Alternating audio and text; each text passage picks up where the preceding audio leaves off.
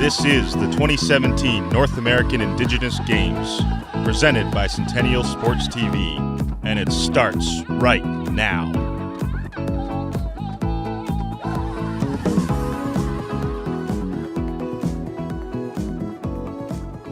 Hello everyone and welcome to Centennial Sports TV's coverage of the North American Indigenous Games.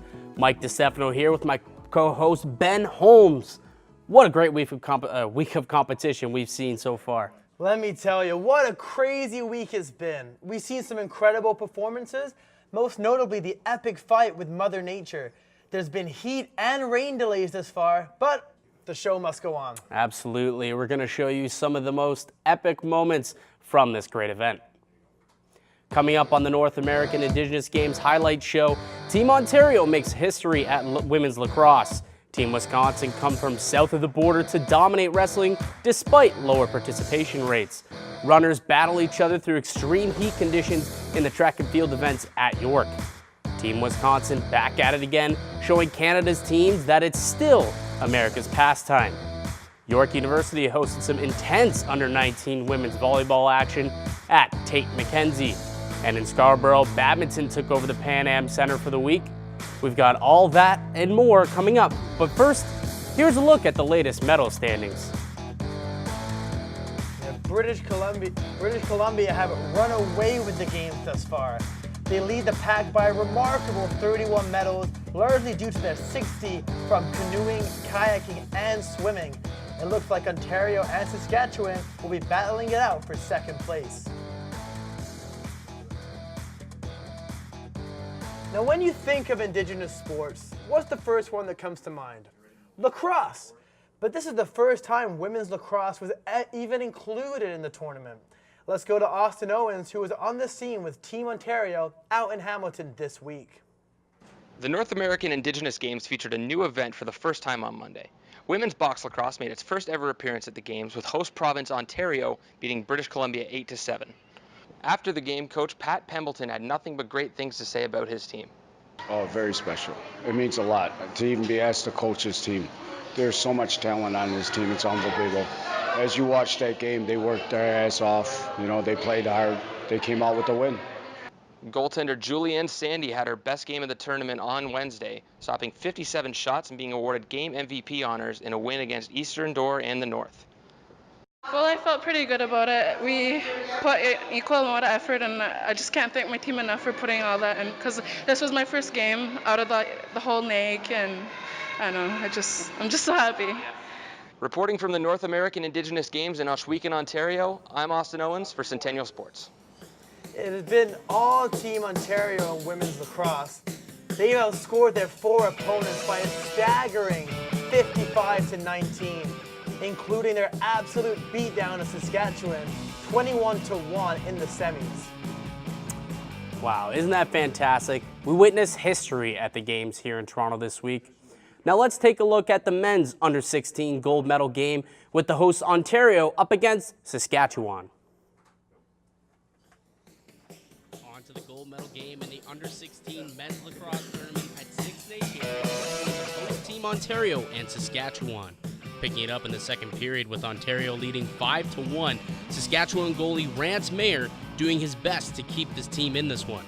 Ontario kept the pressure on the entire game, moving the ball effectively in the box and dominating possession while using an open lane down the middle to their advantage. In the final period, Ontario would take complete control. Number 5, Quincy Abrams plays give and go, finishing down low to widen the lead for Ontario. Number 9, Gregory Elijah Brown puts it out of reach with his 6th goal of the game with a rocket shot from the point. Saskatchewan would add a late one, but that was all they could muster as Ontario takes the gold medal game with a final score of 9-2. Here's Team Ontario head coach Paul Stewart talking with our very own Matt Teague about his team's performance. Before we went out, we asked the boys, who's ever won a national championship? And the answer was nobody. Now 18 guys get to put their hands in the air, and it's a pretty wild feeling. I'm real happy for them. There it is. Host nation Ontario wins the gold, and Saskatchewan's first ever medal in a national lacrosse competition, a big feat for the Prairie Province. That's such a nice story. Lacrosse is such a meaningful and traditional sport for Indigenous people and their culture, and now these kids can say they're champions. Yeah, I couldn't agree with you more. I mean, great stuff out there. And now we're going to go over to the mat where Erin Moore is all over this week's wrestling. Wrestling gold medal matches taking place Wednesday at the Indoor Track and Field Center at York University. Danica Lalonde in red for Saskatchewan, Miquan Dumas in black for Manitoba in the women's 49-kilogram class. Lalonde with a textbook chokehold early in the match. She will take home the gold medal. On to the men's 54-kilogram bout featuring Riley Eichton of Saskatchewan taking on Kai Mills of BC in yellow. Close battle between these two, but Mills just edging out Eichton in the end. In red, Jada Levi Ward of New Brunswick taking on Lakota Norton Glenn of Eastern Door. Women's 70-kilogram with Jada getting the clean takedown and hold for the win. To the men's 85-kilogram, Nicholas Stiers of Eastern Door facing Justice Blackhawk of Wisconsin in the blue. Wisconsin, a wrestling powerhouse, couldn't get the job done here as Stiers manages to lock in, and it's all over. He's pretty happy with that performance. Lainey Daniels of Saskatchewan having a bit of problems with her knee brace prior to her match, ref making her tape it up for safety. She's up against Tristina House of BC in a very well-matched 90-kilogram contest. Daniels getting the win for Team Saskatchewan. Saskatchewan representing half the athletes in these gold medal matches. On to another tight scoring battle, the 130-kilogram class featuring Adam Cameron Land in red for Ontario and Alonzo Hack of Wisconsin. Both men getting clean takedown, but Hack coming away with the win, helping the Team Wisconsin men take home the overall team trophy. Cameron Land in good spirits though, showing great sportsmanship as he will take home the silver medal.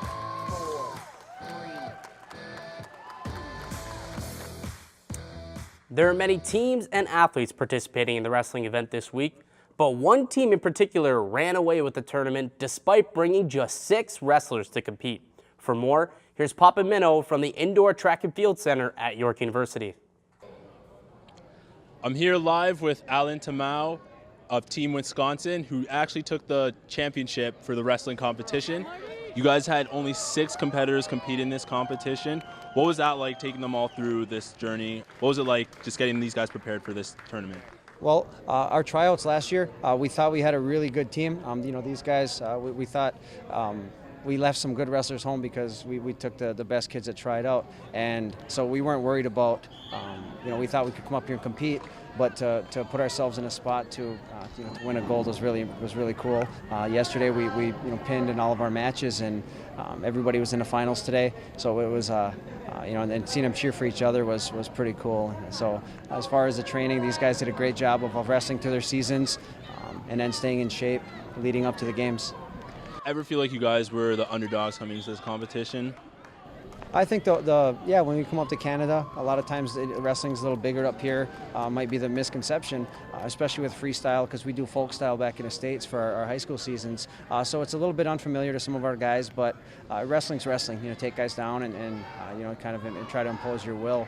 So we thought, Saskatchewan won it last time, and we knew that they were going to have a lot of guys and probably fill more weight classes than us. But even though we were outnumbered or outmanned, I never felt that we were outgunned. That's great resilience. It's good to see you guys hoisting this trophy. What are you guys going to do afterwards in terms of celebrating? Well, I think that we're going to continue to represent Team Wisconsin the way that we're supposed to. Whether we're Menominee, Oneida, Potawatomi, or Ho-Chunk, we know how to carry ourselves with class, and it's when we had high expectations for ourselves, and coming out here with 3 silvers and 3 golds is quite an accomplishment. Thank you very much. Here with Alan Tamau once again. I'm Papa Minio reporting for Centennial Sports TV. They came, they saw, they conquered. Here's a snapshot of the success from the Wisconsin wrestling team. 6 wrestlers, 6 medals, including taking home gold and silver in the 69-kilogram weight class. Now, a lot of events this week came right down to the wire. The girls under 19, 1,500 meters, however, was not one of them. But I had the pleasure of talking to gold medalist Kendall Horn and runner-up Desiree Wapas. Well, I just stuck with my strategy as mentioned before to start with a big lead and then maintain that throughout the whole race, and that's what I did. There's audience and people in the field saying don't look back, but I look back to see where my lead is, to how strong I need to keep going or whether I could slow down. So, I just listen to myself. Could you tell that you had the race locked up from the start, or was it a tough finish through the end? I think it was a fight to the end. I tried to stick with my pace that I had from the beginning of the race, and it worked out.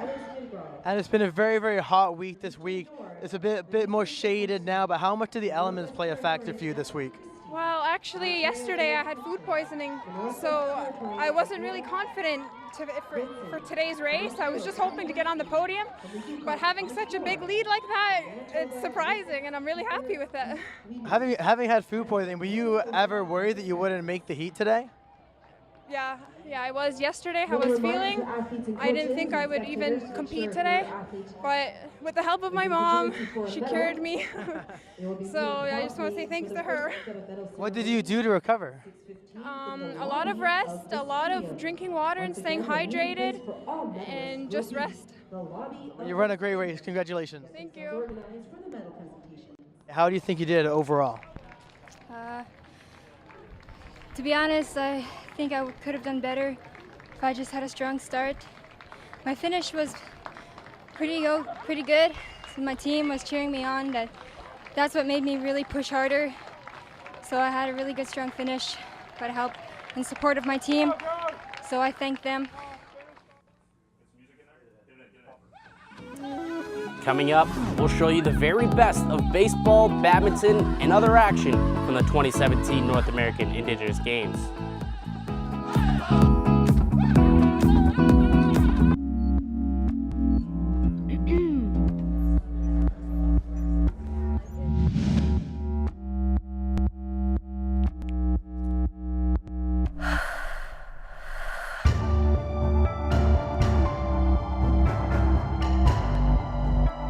Cut.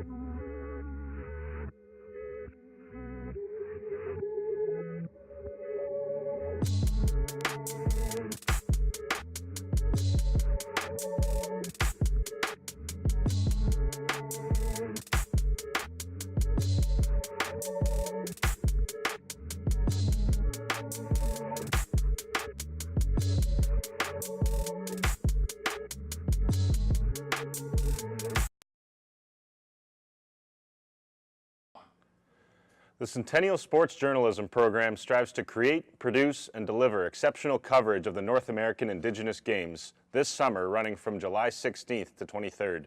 We aim to shine a light on the largest continental sporting and cultural gathering of Indigenous peoples and take the utmost care in capturing the triumphs and achievements of Indigenous communities in the face of adversity. These games recognize the past while looking towards the future, and we are dedicated to bringing the abundance of inspiring stories to the world as journalists. Reporting from the North American Indigenous Games at Centennial College in Toronto, I'm Pat Stuthers for Centennial Sports TV.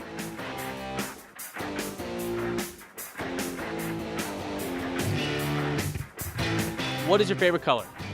Pink. What's your favorite movie? My favorite movie is Public Enemies with Johnny Depp. Favorite TV show? My favorite TV show would be The Office on Netflix. That's my favorite. Chocolate or vanilla ice cream? Definitely chocolate ice cream. Powerade or Gatorade? I'm always Team Gatorade.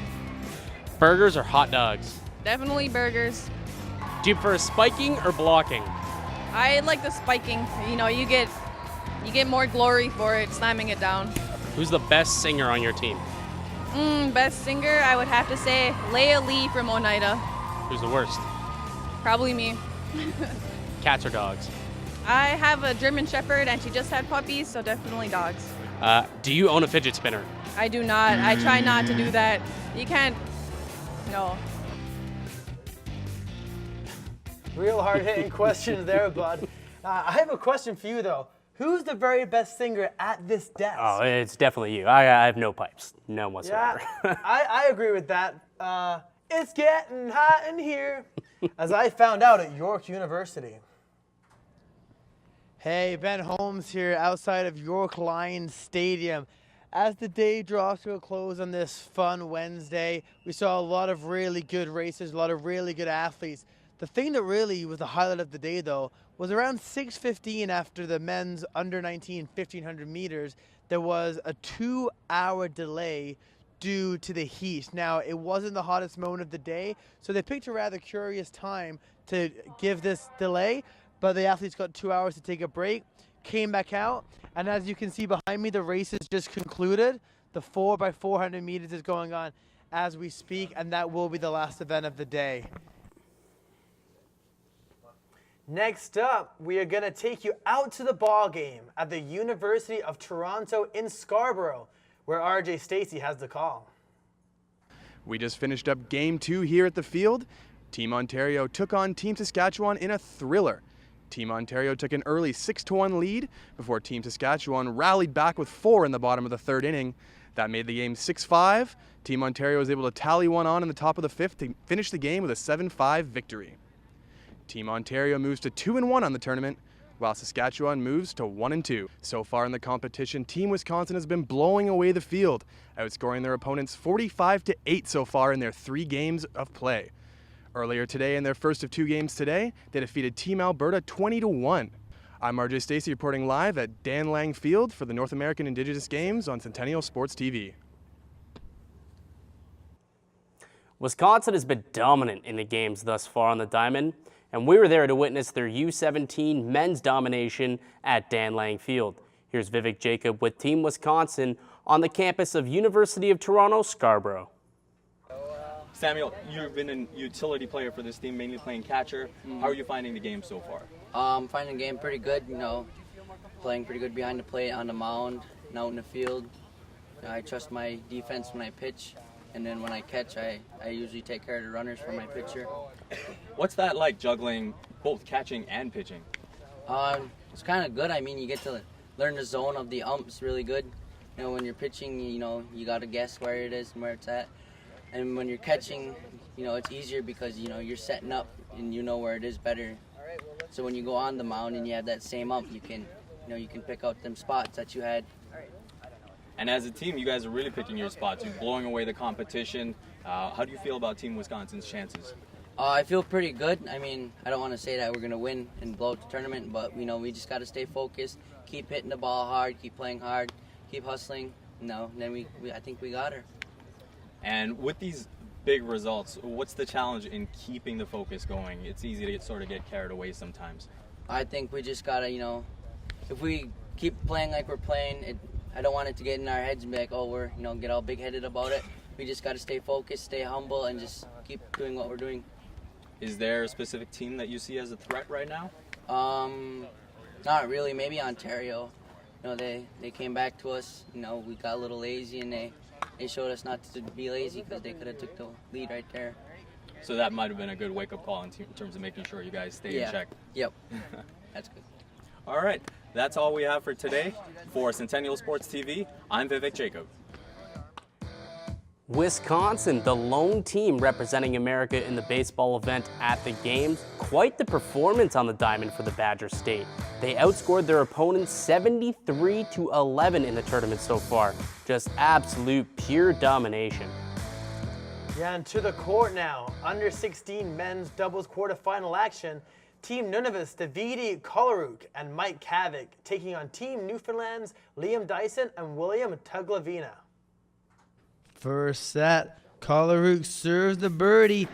Tuglavina, he hits the net, and Nunavut get a point and the first set. Second set here, nice little rally back and forth, but Nunavut eventually hit the birdie out of bounds to give Newfoundland an early lead. But it was all Nunavut from here on out, including this impressive shot from Kolaruk to get the birdie to fall right on the line, and that would be it. Team Nunavut takes the match 21-6 and 21-7. Jose Taboada and Brandon Jodwin break down the match and the week so far.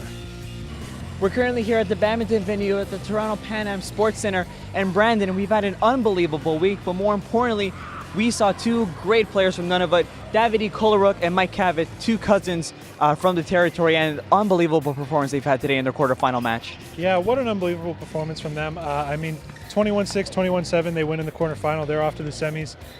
Such great teamwork. You can tell that they're cousins. I think a lot of the athletes here, they met for the first time when they arrived at the venue. So for them, you can see it. They have a couple nice team moves where one of them will go up for like a fake shot and then the other one will hit it. Great performance, and best of luck to them moving on. They're going to be competing until September, so they're going to have a bit of rest after these games. More importantly, though, and it's one thing we've noticed today, we thought that the teams were just training with each other. They're having their actual competitions without a referee, and an amazing use of the honor system, considering that anyone can just go up to the table and say, hey, we just won, despite that they lost. Yeah, it's an unbelievable thing to see. I think we've got about 6 courts out here and only 2 officials, so to see this use of the honor system, it's a big deal for these kids. We've been talking to them, and they all want to win, so to know that they're all going by that honor system, it's really impressive for people so young to see that maturity. The medal matches happen this Friday afternoon here at the Badminton venue at the Toronto Pan Am Sports Center. For Brendan Jodouin, I'm Jose Taboada, Centennial Sports TV. Wow, those are some honorable athletes right there. Yeah, I'm not that trustworthy, okay? I'd be calling out on you all day, bud. Straight ahead, we get to know Christian Gauthier. Is she Team Powerade or Team Gatorade? We'll also recap some volleyball from the 2017 North American Indigenous Games. As a kid, this beat was always stuck in my head. I would practice it anywhere I could, whenever I could. I was able to bring the beat to life.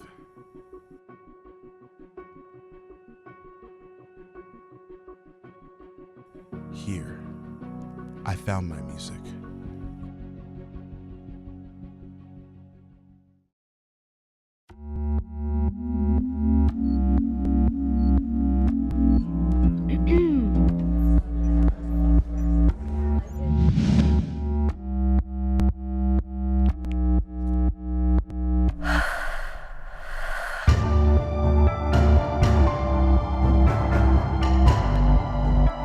Cut.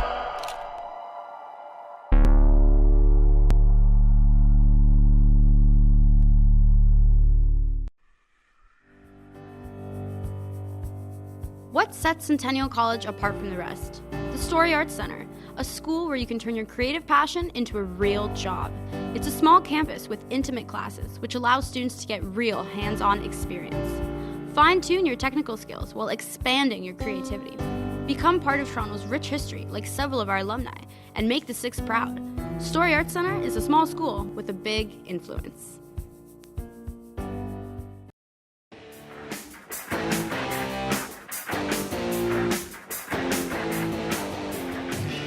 What is your favorite color? Blue. Favorite TV show? TV show? Vampire Diaries. Haven't watched it myself. Favorite food? Rice. Chocolate or vanilla ice cream? Chocolate. Powerade or Gatorade? Gatorade. Wendy's or McDonald's? Wendy's. Burgers or hot dogs? Burgers. Popcorn over chips? Chips. Do you have any siblings? I have 3. I have 2. I'm sorry. Who is the best singer on your team? Probably Tessa. Who is the worst singer? Probably me. Is Pepsi or Coke? Coke. Cats or dogs? Dogs all the way. Okay, if you could go to any country in the world, where would it be? Greece. Do you own a fidget spinner? No, I don't. Why not? I don't think they're fun. Hey, you guys have the same favorite TV show. That's pretty cool, eh? Look, you're just jealous because you don't have one of these bad boys. Whoa, nicely done. Nicely done, buddy. Let's go back to York for some under-19 women's volleyball action.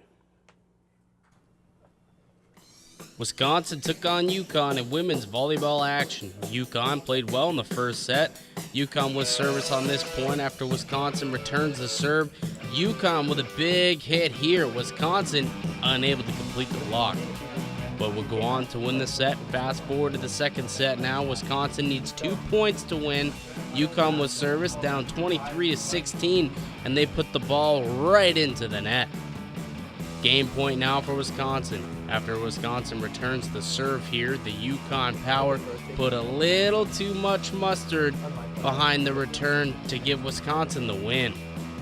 Wisconsin moved to 3-0 on the tournament as they beat UConn in straight sets. I caught up with Miranda Washnawatuk after the game. So your team is 3-0 on day one of the volleyball games. How do you think your team has played so far in the tournament? Our first 2 games were very intense, and I like that a lot. You know, everyone's energy was up, and so that just kept the momentum going to end this last match. And so far, 3-0. I'm pretty sure you guys are tops in your pool. What do you think you guys do, or do you guys have to improve in any elements that you've done today to face some stiffer competition into the playoffs and hopefully get yourself to the gold medal rounds? Keeping up our attitude. These are long game days, and so just being able to keep your energy up and keep going and fighting and playing as hard as you can. You know, 3 games, 4 games a day. So that's our obstacle, is staying energized. How important are these games for you and your culture to you? For me personally, it's my last games, so being able to do this for Team Wisconsin is tremendous, and this is my favorite sport that I like. But for my culture, and you know, it's important to raise awareness and be an athlete on the reservation, because you know there's stereotypes that we can turn into alcoholics or you know abuse drugs and things like that. So being an athlete is a privilege, I believe, and I encourage everyone to do it. No matter the background you come from or the household you come from, I encourage everyone to try a sport at least once. Thank you very much, Miranda. I really appreciate that. Congratulations and good luck tomorrow. Thank you. All right, thank you. Such a great lady Miranda is, and I love how much she just gets the importance of what these games mean to her and their culture. Well, so much of these sporting events, they're so intimately connected with their heritage, and it really is very special. Now, with a lot of sweet plays to look back on, there are still some great highlights to look forward to. Yes, and congratulations to all the athletes and teams represented here. That's all we have for you here today. We'll pick up all the remaining action on Tuesday with our post-games coverage of the 2017 North American Indigenous Games. For Ben Holmes, I'm Mike DiStefano. Thanks for watching, and have a good night.